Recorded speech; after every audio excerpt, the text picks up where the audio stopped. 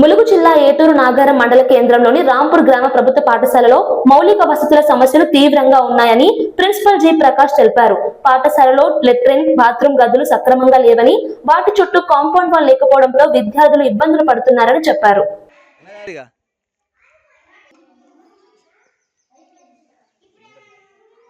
నా పేరు జి ప్రకాష్ రావు, GPS head master నేను రాంపూర్. ఇక్కడ ముఖ్యంగా మాకు కిచెన్ రూమ్ లేదు సార్. కిచెన్ రూమ్ కూడా కావాలి, కిచెన్ రూమ్ కట్టించాలి. దాంతోపాటు లాట్రిన్ బాత్రూమ్స్, దాంతోపాటు మాకు కాంపౌండ్ వాల్ కావాలని ఇక్కడ ఇప్పుడు ఉన్నటువంటి ప్రభుత్వాన్ని కోరుతున్నాం. మా పిల్లలు కూడా సార్ మాకు సమస్యలు అంటే ముఖ్యంగా పిల్లలకు కావాల్సింది లాట్రిన్ బాత్రూమ్స్ కావాలి సార్.